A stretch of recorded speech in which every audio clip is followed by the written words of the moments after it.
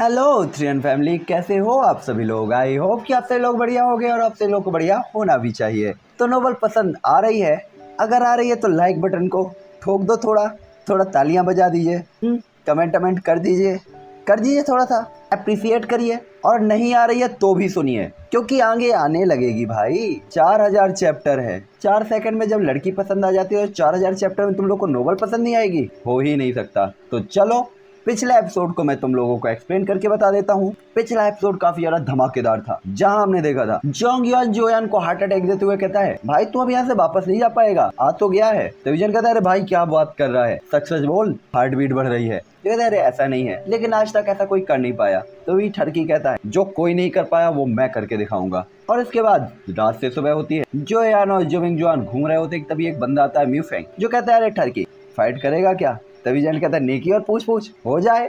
उनके बीच बैटल होता है और जोयान और म्यूफेंग के बीच में वो फाइट टाई हो जाती है, क्योंकि अपने ठरकी ने वहां ओपन की थी अपनी फ्लेम्स। देन इसके बाद वो लोग पहुंचते हैं एम्परर मिंग के पास, जहां वो अपने एंसेस्टर जियोलोंग को ग्रीट करता है। तभी एंसेस्टर कहते हैं, अरे वाह लड़का तो सुंदर है, चलो ठरकी चलते हैं अपने क्लेन की तरफ। तभी एम्परर मिंग कहते हैं, ऐसे कैसे? मैं जियोन को अपने तियानमिंग वैली का डिसाइवर बनाना चाहता हूँ, उसे यहीं रहने दो। जिस पे जियोलोंग कहते हैं, तुम्हारी टूटी फूटी वैली में मेरा ठरकी रहेगा? हो ही नहीं सकता, ये मेरे साथ जियो क्लेन में जाएगा। तभी तियानमिंग कहते हैं, ये जोयान डिसाइड करेगा। और ऐसे ही वो झगड़ने लगते हैं। तभी जन कहता है, ठीक है, मैं नाम के लिए आपका डिसाइबल अभी बनने को रेडी हूँ। जिस पे तियानमिंग खुश होते हुए कहते हैं, ये बात तो आज से जोयान हमारा डिसाइबल है। और इसके बाद जन को वो ब्लू स्टोन देते हुए कहते हैं, बेटा इससे तुम कहीं भी टेलीपोर्ट हो सकते हो। जिस पे जियोलोंग नाराज हो जाते हैं और कहते हैं, भाई मेरा वाला छोटा था। तो तियानमिंग कहते, तो वापस लौटा दो फिर। कहते नहीं नहीं ठीक है। और इसके बाद वो जोयान की तरफ देखते हुए कहते हैं, चलो अब यहाँ से निकलते हैं, जो क्लेन में काफी लोग तुम्हारा इंतजार कर रहे हैं और हमें अभी भी बहुत कुछ करना है। और ये एपिसोड मैंने वही एंड किया था, तो ये वाला एपिसोड स्टार्ट होता है जस्ट वहीं से।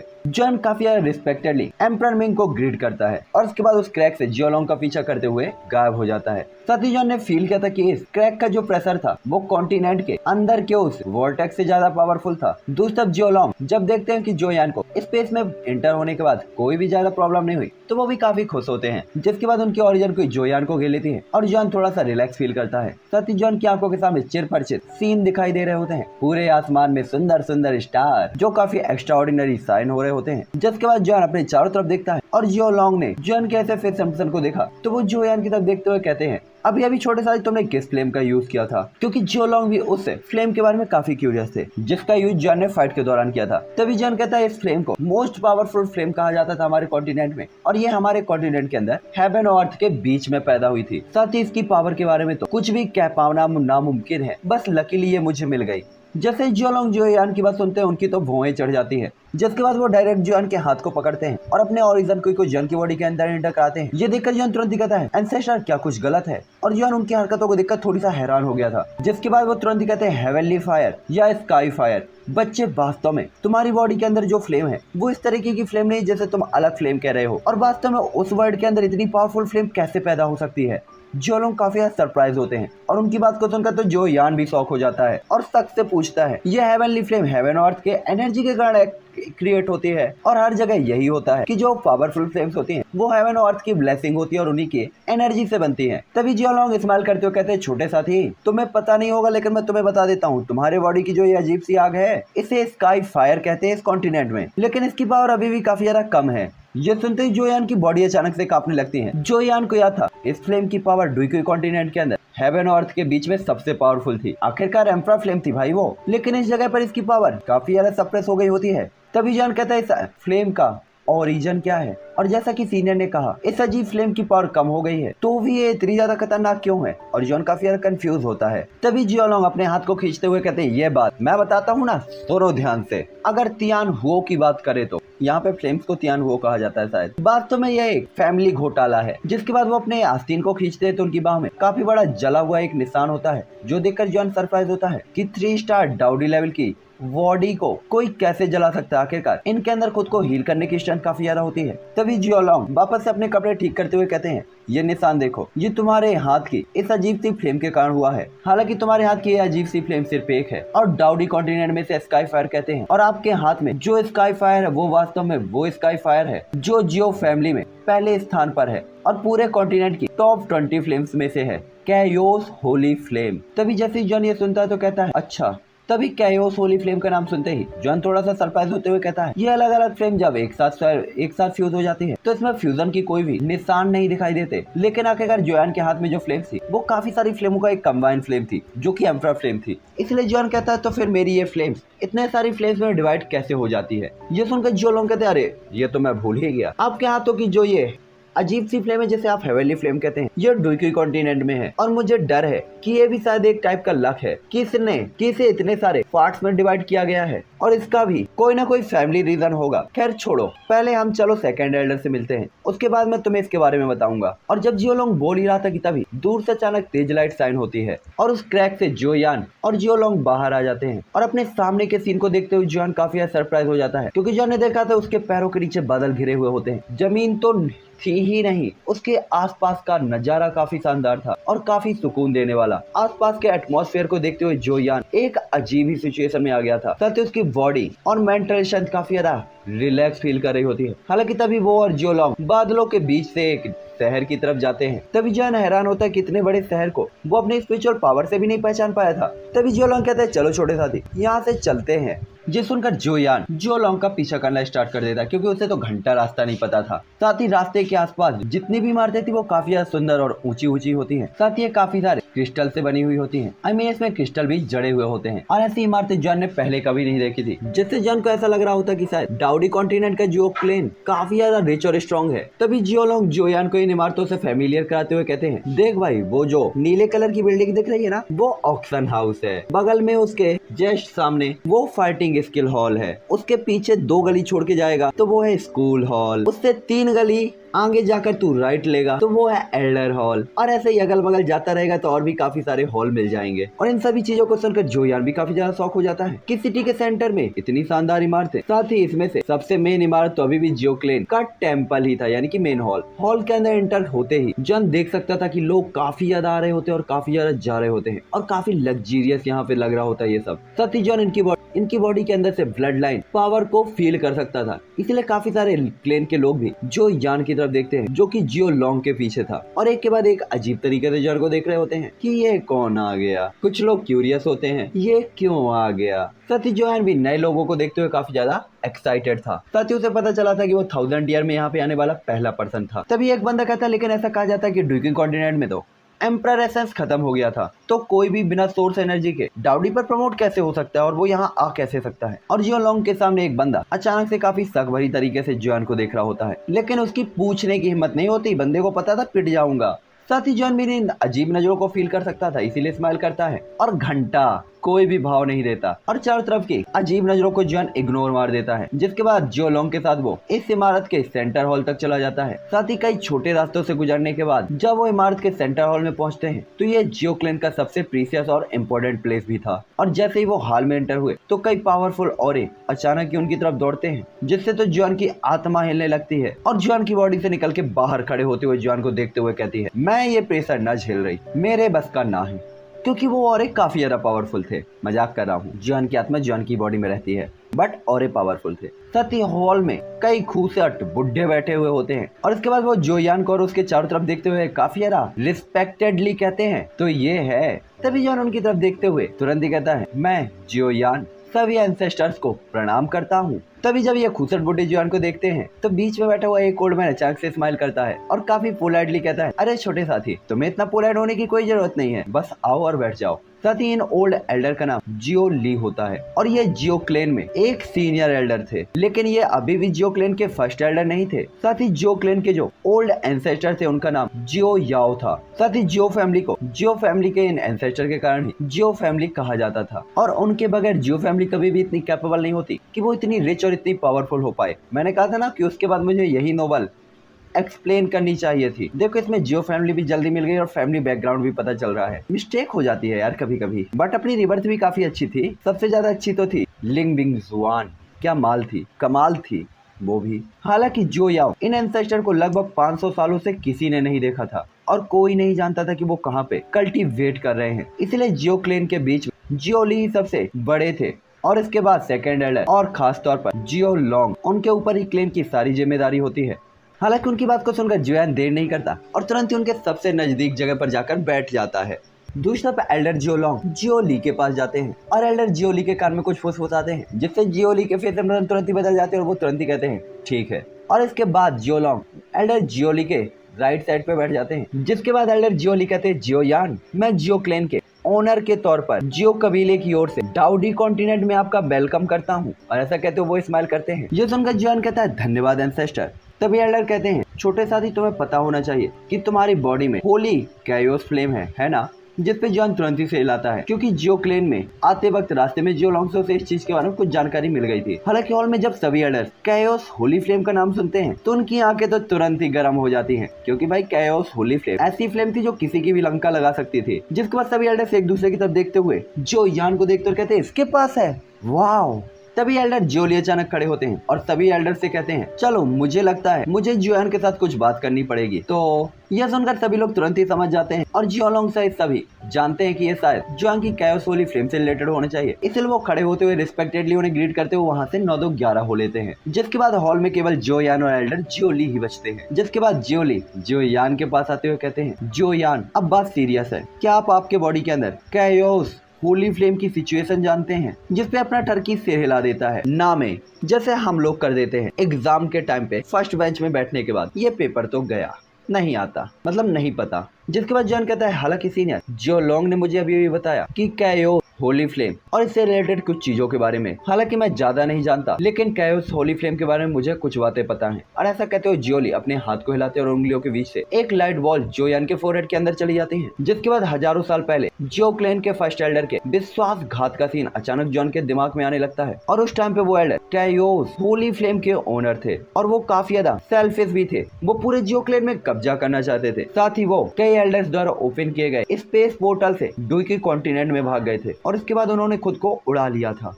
हैं अलग ही कहानी आ गई यहाँ पे तो भाई। हालांकि कैयोस होली फ्लेम को डिफरेंट फ्लेम्स में डिवाइड हो जाने का रीजन अभी भी अननोन है। हालांकि डाउडी कॉन्टिनेंट में आने के बाद यह अजीब फ्लेम चलने के लिए थोड़ी सी तैयार है, लेकिन अभी भी इसकी पावर काफी ज्यादा कम हो गई है। ये सुनकर जॉन थोड़ा सा हैरान होता है क्योंकि ये तो जियोयान की एम्परर फ्लेम थी दियान, जो कि जॉन की सबसे पावरफुल फ्लेम थी और उसे इनहेरिटेंस में मिली थी और जॉन के पास इसे कंट्रोल करने की फुल स्ट्रेंथ थी। तभी एल्डर जियोली कहते हैं छोटे साथी चिंता मत करो, डाउडी कॉन्टिनेंट के अंदर एम्परर सोर्स ओरिजिन को अब्सॉर्ब करने के बाद आपकी कैयोस होली फ्लेम की स्ट्रेंथ धीरे धीरे मजबूत होती रहेगी और जब ये अपने एक्सट्रीम लेवल पर पहुंच जाएगी तो ये अपने ऑनर को स्काई फायर की सबसे पावरफुल स्ट्रेंथ देगी। साथ ही कैयोस होली फ्लेम ये स्काई फायर डाउडी कॉन्टिनेंट के अंदर सबसे पॉपुलर फ्लेम है। साथ ही एशियन टाइम पे स्काई फायर रैंकिंग में कैयोस होली फ्लेम को 18th नंबर पर रखा गया था, जो कि अपने आप में ही काफी भयानक ओरिजिन है छोटे साथी। 18th लेवल को कम मत समझना। साथ ही जियो क्लेन में भी कुल 3 स्काई फायर हैं, जो कि पहले डी झाओ कॉन्टिनेंट के क्लेनों के बीच में एक काफी बड़ा अचीवमेंट है। साथ ही इन स्काई फायर्स को आसपास की पावरफुल पावर्स द्वारा भी रेपुटेशन प्राप्त है, मतलब कोई भी इन्हें हल्के में लेने की हिम्मत नहीं करता।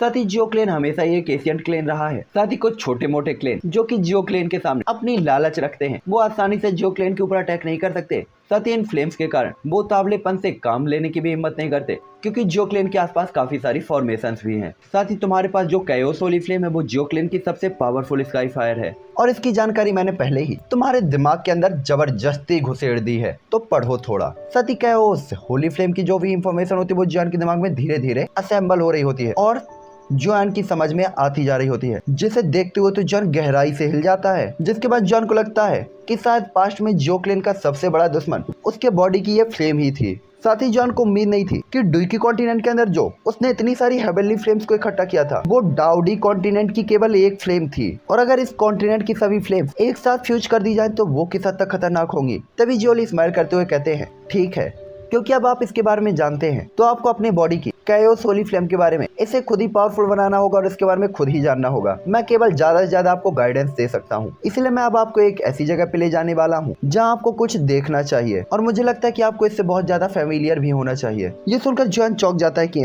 ऐसी कोई चीज जिससे मैं फैमिलियर हूँ, वो भी इस कॉन्टिनेंट के अंदर। मैं साला 1000 साल से यहाँ नहीं आया तो ऐसा कैसे हो सकता है? ये क्वेश्चन जो यान के दिमाग में आता है। आखिर भाई वो होती ना चुल्ली की, ऐसा हो कैसे सकता है? लेकिन फिर भी अपना टर्की कहता है अच्छा ठीक है, क्योंकि एल्डर से कुछ कह तो सकता नहीं था, तो चुपचाप बात मान लेता है। साथ ही उसे परवाह नहीं थी कोई है या नहीं, वो वैसे भी क्यूरियस था, इसीलिए नॉर्मल चीजों को देखना चाहता था। जिसके बाद वो दोनों ही लोग हॉल के बाहर निकलते हैं और धीमी गति से उड़ते हुए जोली अपने हाथों में 2 छोटी वॉल्स के साथ खेल रहे होते हैं। लेकिन ये दोनों ही छोटी वॉल्स काफी ज्यादा मिस्टीरियस ऑरे को बिखेर रही होती हैं। जिसके बाद जोली अचानक ही सिर घुमाते हुए कहते हैं, छोटे उस्ताद दूर देखो, क्या तुम उस चीज को देख सकते हो? ये सुनकर जॉन तुरंत ही उसी डायरेक्शन में देखता है जहाँ जोली ने इशारा किया था, तो थोड़ा सा हैरान रह जाता है। उसने देखा तो वहाँ पे एक गोल्डन पगोड़ा तैर रहा होता है आसमान में। ये देखा तो जॉन की आंखें चौड़ी हो जाती है और वो तुरंत ही कहता है, क्या ये sky burning QE refining pagoda नहीं है? ये यहाँ पे क्यों है? तभी जोली अचानक से हंसते हुए कहते हैं, ऐसा लगता है कि आप इस टावर को यहाँ पे लाए हैं, चलो चलते हैं। और कुछ ही टाइम के अंदर वो दोनों लोग कोई रिफाइनिंग टावर के सामने आ जाते हैं। तभी जॉन कहता है, क्या इस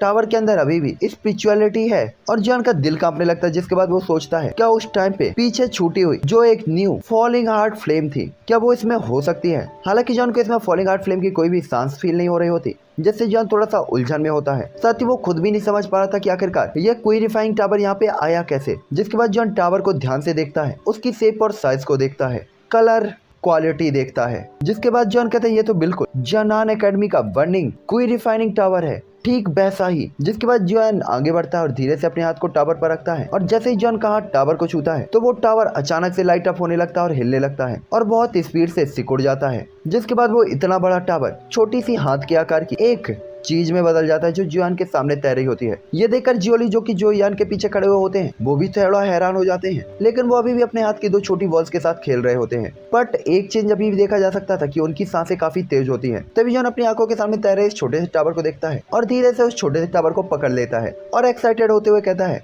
वैसे मुझे भी खेलने के लिए ये अच्छा लग रहा है, ये है क्या? और जैसे ही जोयान का हाथ उसे टच होता है, एक पावरफुल और जोयान की हार्ट बीट बढ़ा देता है, जिससे जोयान को ये चीज तो पता चल जाती है कि ये टावर काफी एक्स्ट्रा ऑर्डिनरी है और नॉर्मल तो बिल्कुल नहीं है। इसे हाथ नहीं लगाना, पंगा बिल्कुल भी नहीं लेना। साथ ही साथ इस टावर को छोटा करके इधर उधर ले जाया जा सकता है और बड़ा करके किसी को भी हैरान किया जा सकता है, जिससे जोयान एक्साइटेड भी होता है, क्यूरियस भी होता है और सरप्राइज भी होता है। एक्साइटेड होता है इस न्यू चीज को देखकर, सरप्राइज होता है इसके अंदर के फ्लक्चुएशन को देखकर कि छोटा बड़ा भी हो रहा है, और क्यूरियस होता है कि आखिरकार ये क्या चीज है। जिसके बाद जोयान खुद से ही कहता है कि क्या ये सच में जनान एकेडमी का sky burning QE refining tower है? क्या मैं सच में इसे उखाड़ के ले आया? लेकिन मैं तो वहाँ गया ही नहीं, ये कैसे यहाँ आ सकता है? ये कॉन्टिनेंट, ये तो डाउडी कॉन्टिनेंट यहाँ कैसे आएगा? और अगर वो ये नहीं है तो ये है क्या? और ये उसके जैसा ही कैसे है? और ये छोटा कैसे हो सकता है? इसलिए जॉन तुरंत ही कहता है, ये टावर क्या है? और एल्डर जोली से पूछता है। दूसरी तरफ जोली वो तो पूरी तरीके से शॉक रहते हैं, लेकिन जॉन का क्वेश्चन सुनते ही वो अचानक से होश में आते हैं।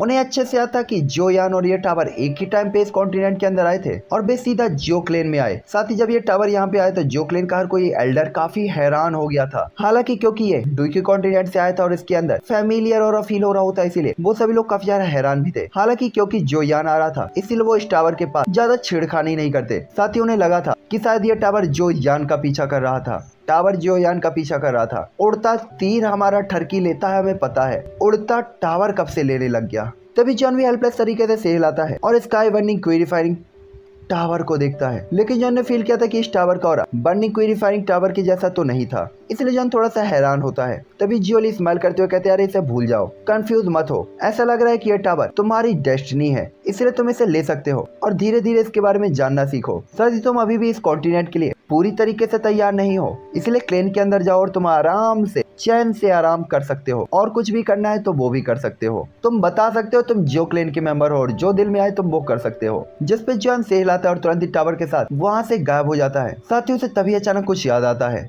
जिसके बाद जॉन कहता है, एंसेस्टर एक मिनट रुकिए, क्या मैं आपसे कुछ पूछ सकता हूँ? इस टाइम पे जब से जॉन इस कॉन्टिनेंट के अंदर आया था तब से कोई ना कोई अनएक्सपेक्टेड चीज जॉन के सामने आती ही जा रही थी, इसलिए उसके दिल में काफी उलझने होती है और उसे लग रहा होता है कि शायद एल्डर ली ही उसकी इन शंकाओं का समाधान कर सकते थे। तभी एल्डर जोली भी अपना हाथ हिलाते हुए जोयान की तरफ देखते हैं और कहते हैं, हाँ हाँ छोटे साथी, तुम कुछ भी पूछ सकते हो, बताओ क्या चाहिए। तभी जॉन कहता है, मुझे नहीं पता, लेकिन एंसेस्टर को मेरे यहाँ आने के बारे में कैसे पता चला? आखिरकार कल के उस चुपके से जो मिंग के एम्परर मिंग के उस अटैक ने जॉन को हैरान कर दिया था। तभी जॉन के अलर्ट बिहेवियर को देखते हुए जोली स्माइल करते हैं और कहते हैं, क्या ऐसा हो सकता है कि मेरे वंशजों या डिसेंडेंट में इसे फील करने की भी स्ट्रेंथ नहीं है, जिसपे जॉन थोड़ा सा कंफ्यूज होता है। जिसके बाद वो कहते हैं वो हिडन अटैक जो कि तुम्हारे ऊपर किया गया था, क्या आप जानते हैं कि ये कौन है? जियो लॉन्ग ने मुझे अभी क्यों नहीं बताया इसके बारे में। साथ ही जियोली के फेस एम्पसन काफी ज्यादा बदसूरत होते हैं। उन्हें पता था केवल जियो क्लेन के एल्डर्स को ही जॉन के ठिकाने के बारे में पता था। तभी जो यान काफी हैरान होता है क्योंकि उसे तो अच्छे से आता है कि उसे लेने के लिए जो आया था वो जियो लॉन्ग नहीं बल्कि एम्परर मिंग थे, और साथ ही एम्परर मिंग को उस अटैक के बारे में पता था, इसलिए शायद जियो लॉन्ग को भी उसके बारे में नहीं पता था। और यही एक रीजन था कि उन्होंने एंसेस्टर को नहीं बताया था कि जियो यान के ऊपर अटैक हुआ था। तभी जॉन कहता है ई डेमन के लोग उसे मिस्टर ई कहते हैं। ये सुनकर जियोली कहते हैं क्या उसने तुम पे अटैक किया? ये वही है, उसकी हिम्मत कैसे हुई जो क्लेन के लोगों पे अटैक करने की। जिसके बाद वो सीरियस होते हुए जियोन की तरफ देखते हुए कहते हैं जो यान, मैं सबसे पहले तो इस मामले से निपटूंगा, तुम्हें ज्यादा परेशान होने की चिंता नहीं है, ना ही तुम्हें परेशान होना है, और कोशिश करें कि 1 साल तक कहीं ना जाएं। अगले साल आप तियानमिंग वैली में इंटर हो सकते हैं। साथ ही अगले साल जो क्लेन में आपको ऑफिशियली इंटर करा लेने के बाद मैं आपको किसी के साथ कल्टीवेशन के लिए बाहर भेजूंगा और ट्रेनिंग के लिए। ये सुनकर जियोन तुरंत ही से हिलाता है। साथ ही वास्तव में उसे ये समझने में थोड़ा टाइम लगा था कि वो इस कॉन्टिनेंट में कब आया। हालांकि तभी जो यान इस कॉन्टिनेंट में आने के मोटिव के बारे में सोचते हुए तुरंत ही कहता है एल्डर, मेरे पास एक और क्वेश्चन है, क्या मैं वो से पूछ सकता हूँ? मुझे एंसेस्टर से पूछना है कि क्या अगर सोल का केवल एक प्रिंट बचा हो तो क्या इसे वापस से रिवाइव किया जा सकता है? ये सुनकर तो जियोली थोड़ा सा शॉक हो जाते हैं और अपनी दाढ़ी को सहलाने लगते हैं। जिसके बाद वो कहते हैं कि सोल प्रिंट बचा है। जिसके बाद वो कहते हैं ये आसान नहीं है, क्या वो पर्सन इम्पोर्टेंट है? तभी जॉन सीरियस तरीके से हिलाते हुए कहता है वो भी जियो क्लेन के मेंबर हैं और उनकी मदद और उनके सोल सैक्रिफाइस के कारण ही मैं यंग जनरेशन में डाउडी लेवल पर प्रमोट हो पाया हूँ, और उसके लिए उन्होंने अपनी सोल का भी सैक्रिफाइस कर दिया था। क्या एंसेस्टर के पास कोई रास्ता है? ये सुनकर जियोली एक सिर हिलाते हुए कहते हैं एक रास्ता है, लेकिन आपकी प्रेजेंट टाइम की ताकत के साथ ये अभी भी काफी दूर है। हालांकि जैसे ही जॉन ये सुनता है कि एक समाधान है तो वो काफी ज्यादा खुश हो जाता है, क्योंकि उस हालत में जो जॉन को रिवाइव तो किया जा सकता था, और साथ ही अगर ये एंसेस्टर जो जॉन के सेक्रीफाइस और उसके प्यार के लिए नहीं होता तो जो यान आज जहाँ पे था वो वहाँ पे कभी नहीं पहुँच पाता। चाहे वो उसके बॉडी के पूरे ही ब्लड को चेंज करके जो यान की पावर को डाउसेंग लेवल के अंदर स्ट्रॉन्ग कराने के लिए रहा हो, चाहे वो स्पिरिचुअल पावर डी स्टेट तक पहुँचाने के लिए रहा हो, एंसेस्टर ने अपनी सोल को सैक्रिफाइस करके जॉन की मदद की थी। जिसके बाद जॉन क्यूरियस होते हुए पूछता है क्या तरीका है, क्या एंसेस्टर मुझे बताएंगे? ये जूनियर हर कीमत में एंसेस्टर जो जॉन को रिवाइव करने की पूरी कोशिश करेगा। तभी जियोली कहता है जियो जुआन, ये नाम इतना जाना पहचाना क्यों है और ये मुझे याद क्यों नहीं आ रहा? जिसके बाद वो कहते हैं हालांकि छोटे साथी एक रास्ता है, लेकिन केवल एक ही रास्ता है। मुझे लगता है कि आपको याओ क्लेन के बारे में पता होना चाहिए, है ना? जो सुनकर जॉन तुरंत ही कहता है याओ क्लेन, अरे इसे तो मैं अच्छी तरीके से जानता हूँ, मैंने वहाँ फील्ड रिफाइन की थी और मेरे मास्टर भी वहीं के थे।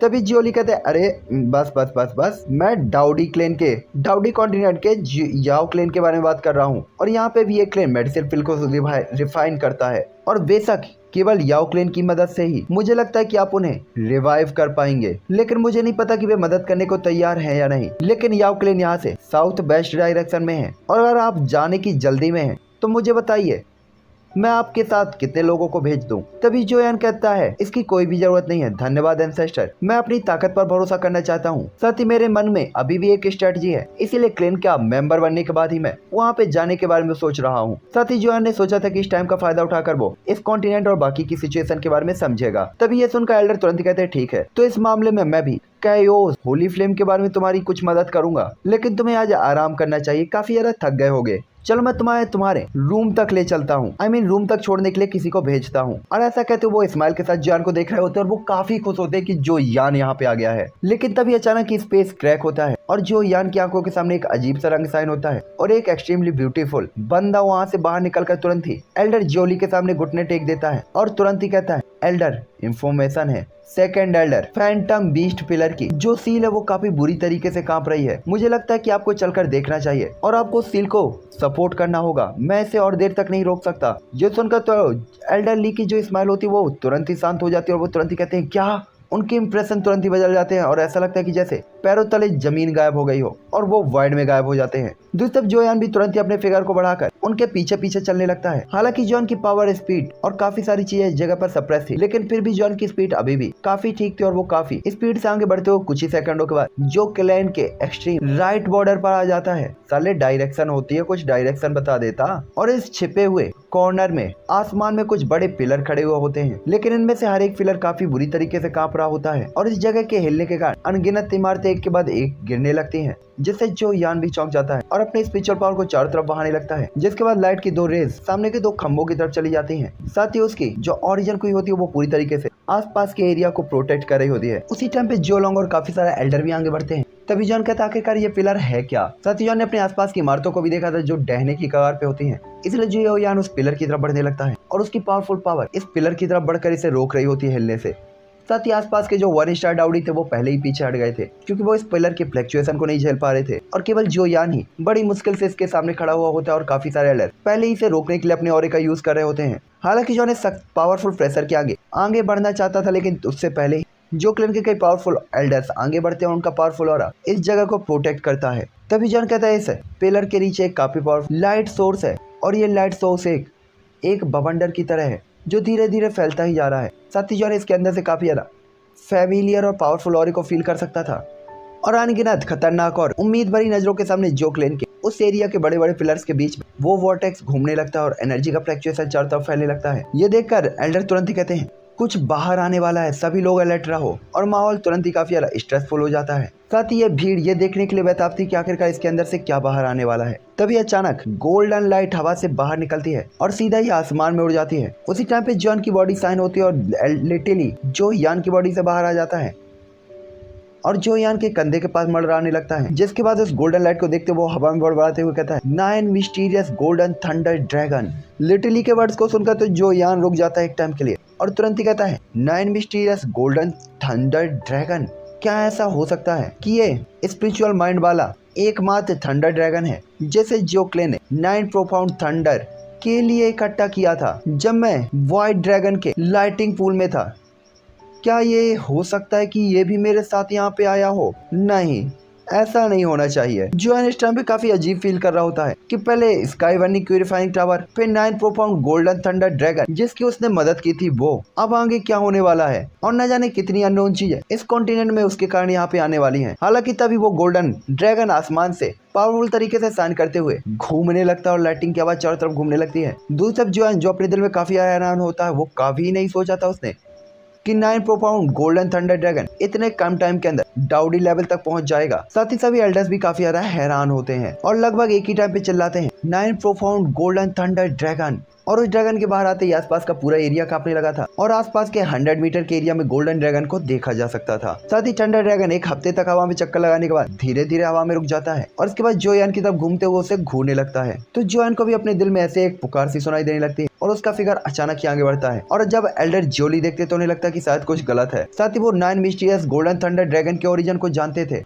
कि ये कितना ज्यादा खतरनाक हो सकता है। साथ ही उन्हें पता था पिल रिफाइनमेंट के बाद ऐसा कोई ड्रैगन अपेयर होता था और इतने मिस्टीरियस पर्सन के पिल रिफाइनमेंट में अपेयर होने की बहुत कम संभावना होती थी। साथ ही ड्रैगन बॉडी को क्रिएट करना ये पहले ही सबसे बड़ी रिक्वायरमेंट थी और मुश्किल चीज थी और अगर कोई इसे कर भी लेता है और ये लाइटिंग अगर इसे कर भी लेती है तो भी एक सोल को इकट्ठा करना इसके सक्सेसफुल रेट काफी ज्यादा कम थे। तो वास्तव में इस ड्रैगन के पास ऐसा कैसे था? क्योंकि ये पहले ही एक रेयर ड्रैगन बन गया था और उन्हें पता था कि अब इसके अपेयर होने के बाद इसे बस में करना और भी रेयर है। आखिरकार एक लाइटिंग जिसने सक्सेसफुली सोल को इकट्ठा कर लिया है उसकी अपनी खुद की एक माइंड स्टेट है और जो लाइटिंग को ही स्वैलो करके अपनी पावर को बढ़ाती है वो बिना किसी शक के एक अल्केमिस्ट के लिए पावरफुल सपोर्टर हो सकता था। साथ ही जॉन को याद था कि 9 प्रोफाउंड थंडर ड्रैगन का जन्म कैसे हुआ था, क्योंकि उसे पता था ये एशियन व्हाइट ड्रैगन के लाइटिंग में पूल में हुआ था और वो जगह ड्रैगन्स की ग्रेवयार्ड थी। इसीलिए उसके पास ड्रैगन बॉडी को क्रिएट करने के लिए जरूरी चीजें थी और उन रिसोर्सेस को यूज करके ये लाइटिंग अपने लिए एक ड्रैगन बॉडी को असेंबल कर लेती है। और जहाँ तक सोल की इकट्ठा करने की बात थी, अपने ठरकी ने इसे खुद सोल इकट्ठा करके दी थी। साथ ही थंडर ड्रैगन की रियलिटी काफी ज्यादा थी, इसलिए ये इतना ज्यादा प्रीसियस भी था और एल्केमिस्टों का सपना भी।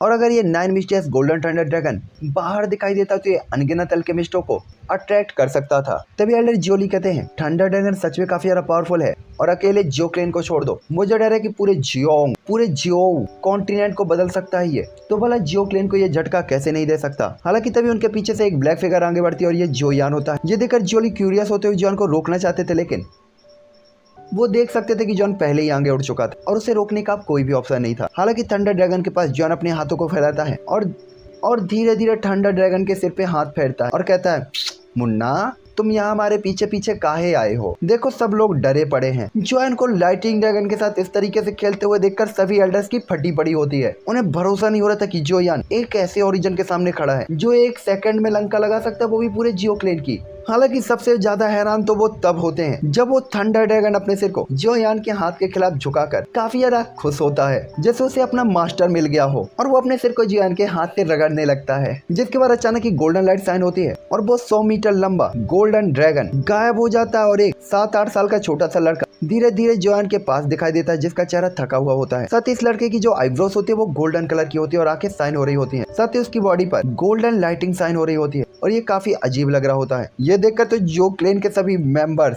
अंधे गूंगे हो गए होते और जोयान को देख रहे होते हैं।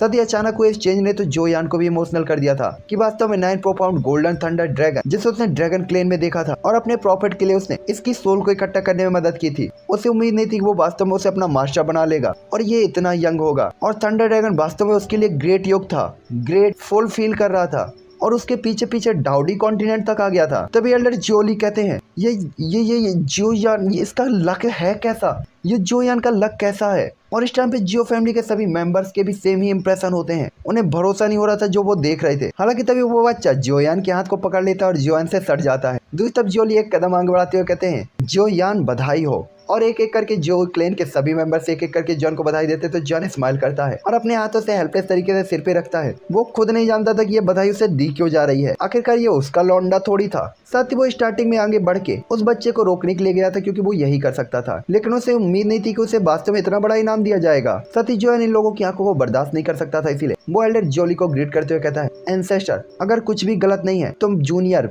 मैं पहले वापस जाना चाहूंगा। जिसपे जियोली सिर हिलाते हैं और चुपचाप दिल ही दिल में जॉन की काफी तारीफ करते हैं क्योंकि जॉन केवल 2 दिन में ही यहाँ पे आया था और उसने वास्तव में इतना बड़ा हंगामा खड़ा कर दिया था। तो हर कोई अपने दिल में काफी खुश होता है और काफी ज्यादा एक्साइटेड भी, और दिल ही दिल में जॉन की तारीफ कर रहा होता है। और वो काफी ज्यादा खुश इस चीज को भी लेकर थे कि थंडर ड्रैगन ने उन पर अटैक नहीं किया, क्योंकि अगर ये फैंटम बीस्ट पिलर डिश ढह जाता तो पूरा जियो क्लैन भी ढह जाता। साथ ही इन 5 पत्थर के खंभों को फैंटम बीस्ट पिलर कहा जाता था और ये पूरे ही जियो क्लैन को सपोर्ट करने वाले पिलर थे। साथ ही इनका कुछ बाकी के काम भी थे और ये 5 पिलर डैमेज को बुला सकते थे और एक मिस्टीरियस रास्ता भी यहीं पे था जो पूरे डाउडी कॉन्टिनेंट में ले जा सकते थे, लेकिन केवल मॉन्स्टर ही से रास्ते से जा सकते थे। और अगर कोई पर्सन इससे क्रॉस होना चाहता था तो वो जब तक डाउडी को पार नहीं कर सकता वो इससे नहीं क्रॉस हो सकता था, वरना उसकी हड्डियों को तोड़कर चूरमा भी बनाया जा सकता था। दूसरी तरफ जॉन भी लापरवाही होने की हिम्मत नहीं करता क्योंकि जियो फैमिली के लोग पहले उसे ऐसे देख रहे थे जैसे वो कोई छोटा बच्चा था, लेकिन अब वो काफी सरप्राइजिंगली जॉन को देख रहे होते हैं और ऐसे सरप्राइज को जैसे उन्होंने किसी चीज को हजारों सालों से ना देखा हो। और इसी के साथ ये एपिसोड अब यहीं पे एंड होगा और नेक्स्ट एपिसोड में हमें पता चलेगा कि आगे क्या होने वाला है। एक बोनस वीडियो आएगा जो कि 10 to 15 मिनट का होगा, तो उसके लिए इंतजार करना। ओके, बाय बाय थियन फैमिली।